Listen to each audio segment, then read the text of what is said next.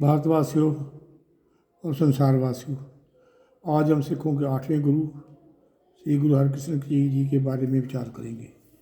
श्री गुरु हरकृष्ण का जन्म 7 जुलाई सन 1656 माता कृष्ण कौर और गुरु हरराय जो 7वें गुरु थे उनके यहाँ कीर्तपुर में हुआ। गुरु हरकृष्ण जी थे वो बचपन में गुरु हरराय जी के साथ में रहते थे। जब हरराय जी सेवा करते थे ये भी उनके साथ में होते थे। उस समय राजसी हालत कोई देश की अच्छी नहीं थी। इनके यहाँ गुरु हरराय का जो है दवाखाना बड़ा मशहूर था।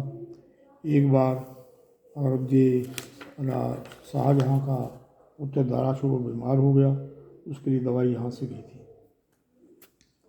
और हरराय के खिलाफ जो है धीरमल का भी शिकायत किया करता था।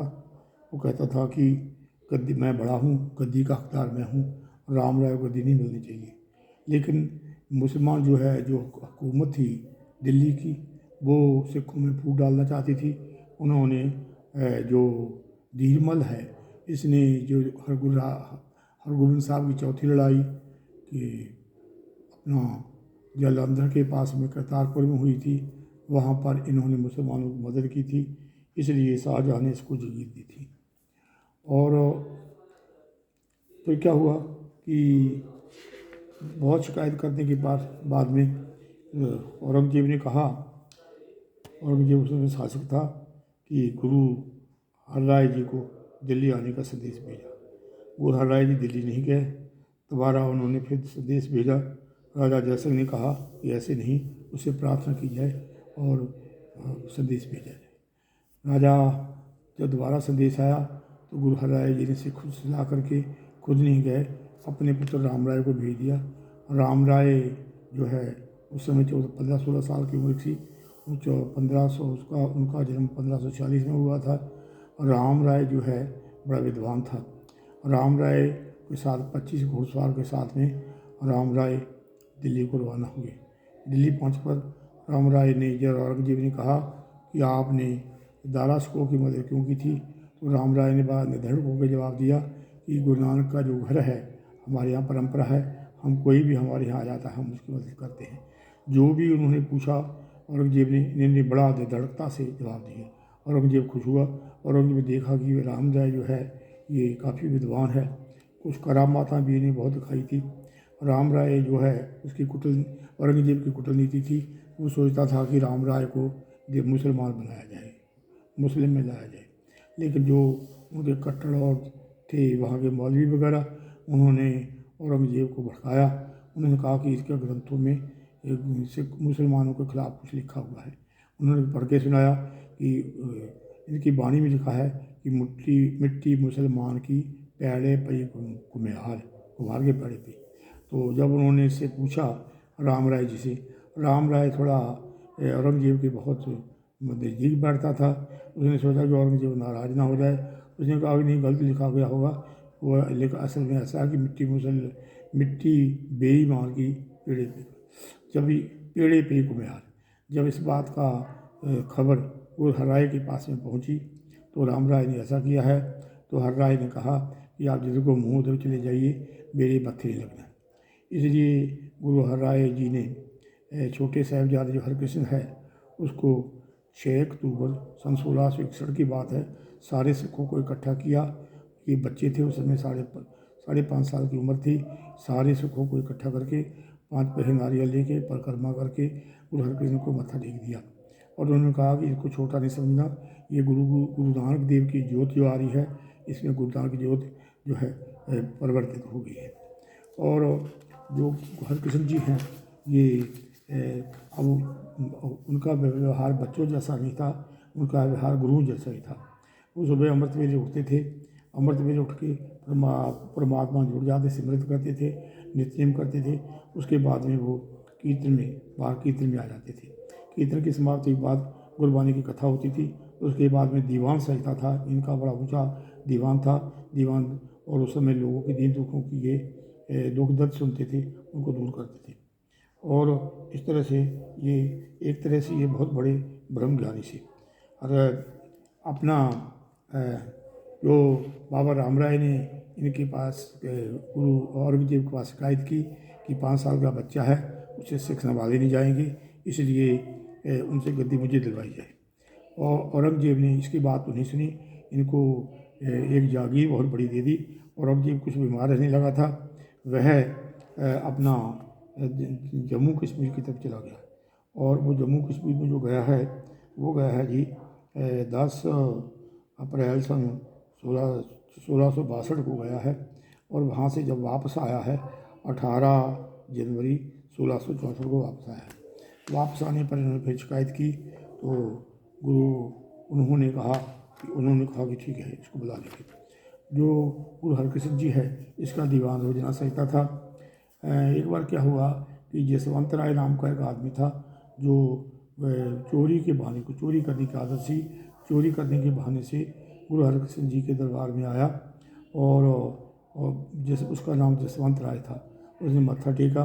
जब मत्था टेका तो गुरु हरकृष्ण जी ने शब्द उच्चारा कि चोर की हामा भरे न कोई, चोर किया चंगा क्यों हुए। ये अगले के मन की बात समझ आते थे और एक आध गुरबानी की तो शब्द सुना देते थे, तसल्ली करा देते थे। एक बार गेंदामल का नाम का आदमी आया जिसको बड़ी जुआ खेलने की, शराब पीने की आदत थी। उसने आगे पैर पकड़ लिए, पैर छोड़े ना। तो गुरु हरकृष्ण जी ने कहा, शीश नवाइए, क्या थी ये, या हृदय को सुध दे जाए। उसने पैर छोड़ दिए, आंखों में आंसू आ गए। भाई संतराम जी, भाई सलामत, भाई रामलाल, भाई ये रोपड़ निवासी थे, ये इनको दर्शन करके निहाल हो गए। और रोपड़ के प्रसिद्ध फकीर थे नूरदीन, माला शेख और मोहम्मद बख्श। ये कीर्तपुर गुरु साहब को मिलने आए और सुन के बहुत आनंद आया, निहाल हुए। नवा शहर के भाई संगतिया, भाई पंजाबा, भाई भीमचंद,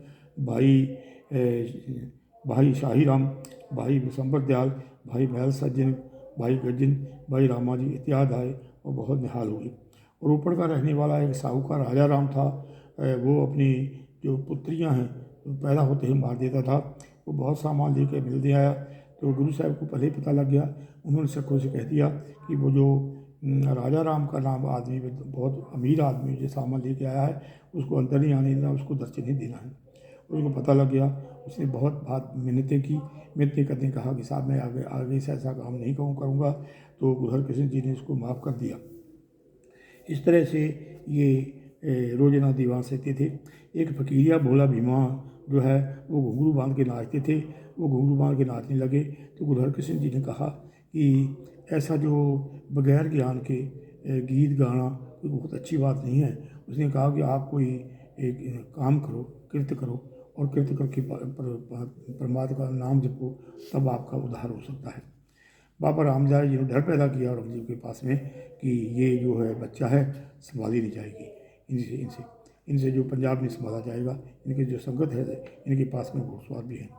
तो सतगुरु जी ने उन्होंने फिर राजा जयसिंह से कहा कि गुरु हरकृष्ण जी को दिल्ली बुलाया जाए।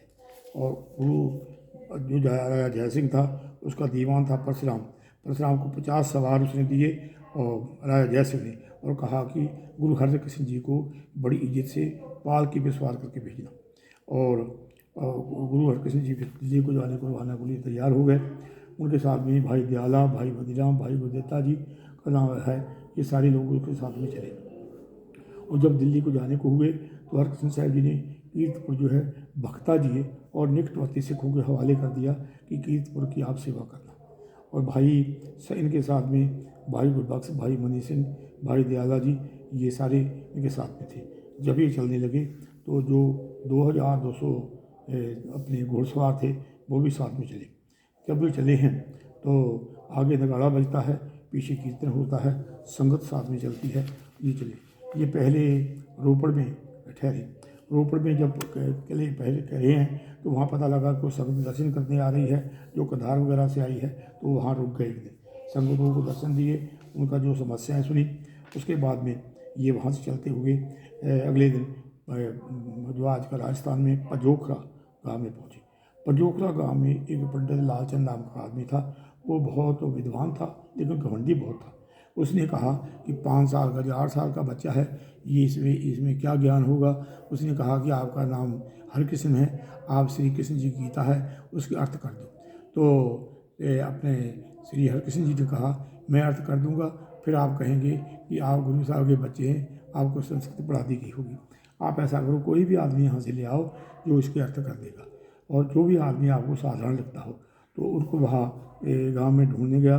उनको एक छज्जू जो जीवर था वो मिल गया, जो गूंगा था उसको, और बहुत ज़्यादा दिमाग भी ठीक नहीं था, उसको लेके आ गया। और उसको उन्होंने गुरु हरकृष्ण जी ने उसके सिर पर हाथ रखा, कहा कि अब बताओ, जो जब बोलोगे ये अर्थ करेगा। उन्होंने अर्थ कर दिए तो बहुत शर्मिंदा हुआ। फिर गुरु साहब ने लालचंद से कहा कि आप विद्वान हैं, आपकी विद्वता जो लोगों के काम आना चाहिए, आप तो घमंड में हैं, आप अजाई, आप अपना भी नुकसान कर रहे हैं, लोगों को कर रहे हैं। यहाँ से गुरु साहब ने जो साथ में 2200 2200 सवार थे, घुड़सवार, उनको वापस कर दिया, थोड़े सिखों को साथ लिया और दिल्ली की तरफ चल दिए। ये पानीपत करनाल होते हुए दिल्ली पहुँचे। दिल्ली जाने पर इनका जो राजा जय सिंह है उसने बहुत स्वागत किया, और लेकिन ब्राह्मणों ने यहाँ भी चाल चली। वो बोले कि ऐसा करो कि परीक्षा ली जाए। जो राजा जय सिंह की पत्नी थी महारानी पुष्पा, राजा जय सिंह अम्बेर के राजा थे, बड़े राज बताने के। उन्होंने कहा कि उनसे कहा कि इसकी परीक्षा ली जाए। तो जो रानी पुष्पा थी, राजा जय सिंह की रानी, उसने कहा कि मेरी इच्छा है कि गुरु हरकृष्ण मेरी गोदी में आके बैठी। और उन्होंने एक कमरे में जो है काफ़ी औरतें, सुंदर जो औरतें उसी जैसी थी, अच्छे कपड़े पहन के उनके बीच में बैठी और कहा, हरकृष्ण जी को राजा जय सिंह ने कहा कि रानी आपको गोदी में बिठाना चाहती हैं, आप जाओ रानी गोदी में बैठ जाओ। हरकृष्ण जी सारी औरतों के बीच में निकल के उसकी गोदी में बैठ गई। तो उसकी जो रानी पुष्पा है तो वो बहुत प्रसन्न हुई, उसको बहुत उनके ऊपर विश्वास हो गया। हाँ जी। और फिर औरंगजेब ने कहा कि मैं हरकृष्ण से मिलना चाहता हूँ। औरंगजेब इन्होंने मना कर दिया। औरंगजेब ने अपना शहजादा मुअज्जम उसको काफ़ी सामान दे के, रतन थे, बस्तर थे, खिलौने और बहुत चीज़ें लेके, कीमती सामान दे के भेजा कि कहा जाके प्रार्थना करो, मैं उनके दर्शन करना चाहता हूँ। तो गुरु हरकृष्ण जी ने बड़ा ही ठोक के जवाब दे दिया कि हम जो वो पाप करता है हम उसके दर्शन नहीं देंगे, और उसका सामान वापस कर दिया। हाँ, एक काम किया, उन्होंने औरंगजेब को एक लिख के संदेश भेजा, वो कुर्बानी का वो है पहला, क्या खा दे क्या पह दे, होए जा मन ना ही सच्चा सोए, क्या मेवा क्या घ्यो गुड़ मिठा, क्या मैदा क्या मांस, क्या कपड़ क्या सेज सुखाली, की यह भोग विलास, क्या लश्कर क्या लेब खवासी, आवे सब महली वास, नानक सच्चे नाम बिन सबे डोर विलास। ये उनको भेजा और वहाँ नहीं गया। और 21 मार्च सन 1664 की बात है। गुरु जो तेग बहादुर बाद में नौवें गुरु बने हैं, तेग बहादुर जी इनसे मिलने आए, क्योंकि 1661 में जब गुरु हरराय जी स्वर्गवास हो गए थे तो तेग बहादुर जी दक्षिण उधर अपने बंगाल की तरफ फेरी पे गए थे सिक्खी का प्रचार करने के लिए। उसको जब संदेश पहुंचा, उनको पता लगा कि गुरु हरकृष्ण जी और हरकृष्ण जी की जो माता है वो कृष्ण कौर वो दिल्ली में है, तो वो दिल्ली में आए। यहाँ उनको पता पड़ा कि राजा जय सिंह की हवेली में है श्री हरकृष्ण जी, और राजा जय सिंह की हवेली में आए। उनके साथ में गुरु तेग बहादुर के साथ में माता नानक भी थी। 8 दिन मिल के 3 दिन दिल्ली में रहे और इनसे बातचीत की, इनसे अफसोस किया उसका, और इस तरह से फिर वहाँ से वापस हो गए। और हरकृष्ण जी रोज़ाना ही दिल्ली में चेचक फैली हुई थी, रोज़ाना लोगों की बहुत सेवा करते थे, और ऐसा करते करते उनको भी चेचक हो गई, लाग लग गई। ये बात है अपना 29 मार्च सन 1664 की बात है जी। 29 मार्च 1664 को श्री हरकृष्ण ने कहा कि अपना सामान लाइए। उन्होंने 5 पैसे नारियल लेके अपनी ही परिक्रमा की, और उन्होंने अपने भाई चौपत राय, भाई माधवराम, नानू गुरबख्श और अपनी माता को सौंप दिया कि बोला गुरु बाबा बकाला। वैसे उनको बता दिया कि तेग बहादुर बाबा इसलिए कहा कि जो भाई गुरदित्ता है वो इनके हर्राय के पिता, इनके पिता हर्राय थे, हर्राय के पिता बाबा गुरदित्ता थे। इस तरह से श्री हरकृष्ण जी के बाबा गुरदित्ता बाबा लगते थे, और बाबा गुरदित्ता के तेग बहादुर सगे भाई थे। इस तरह इस वजह से इन्होंने कहा कि गुरु बाबा बकाला, उनसे कहा कि ये आगे तिलक कर देना गुरु तेग बहादुर को। तो ये लोग जो हैं बाद में पहुँचे हैं वहाँ पर, क्योंकि उस समय हालात कुछ ऐसे थे, हुकूमत के खिलाफ थी, उधर जो है राम राय भी खिलाफ था, धीरमल भी था। तो ये अगस्त 1664 में वहाँ पहुँचे हैं और दिवाली के दिन उनको तिलक किया है। और इस तरह से अगले 30 मार्च सन 1664 को ये इनको ये बोले कि मुझे गंगा अपने जमुना किनारे ले लिया जाए। जमुना किनारे जाकर इन्होंने अपना शरीर छोड़ दिया और वहाँ पर इनसे संस्कार कर दिया गया। वहाँ पर गुरुद्वारा भी बना हुआ है। वहीं पर जो है अपनी माता साहिब देवा और गुरु गोबिंद सिंह जी जो पत्नी है उसका भी वहाँ संस्कार हुआ था। वहाँ पर जो है गुरुद्वारा बना हुआ है। उस गुरुद्वारे का नाम है बाला साहिब, जो जहाँ पर संस्कार हुआ था। इनके कुछ गुरुद्वारे हैं। गुरुद्वारा शीश महल जो है कीरतपुर में है। पंजोखरा जहाँ पर इन्होंने उसका पंडित का घमंड तोड़ा था हरियाणा में, वहाँ पर गुरुद्वारा है। ये गुरुद्वारा दिल्ली में बंगला साहिब जहाँ ये रहते थे अपने जय सिंह की बंगले में, बंगला साहिब गुरुद्वारा वहाँ जल्द में संस्कार किया गया, वहाँ बाला साहिब गुरुद्वारा है। इस तरह से ये आप जी को हमने शॉर्ट में थोड़े में गुरु हरकृष्ण जी की उसके बारे में उनके बारे में बता दिया है। काफ़ी उनका जो जीवन पर है परिचय दिया है। मेरे से बहुत गलतियाँ हुई होंगी, गलतियों आप माफ़ कर देना। आप सबको मेरा प्रणाम है, राम राम है। और मुसलमान भाइयों को अस्सलाम वालेकुम है। वाहिगुरू जी का खालसा, वाहिगुरू जी।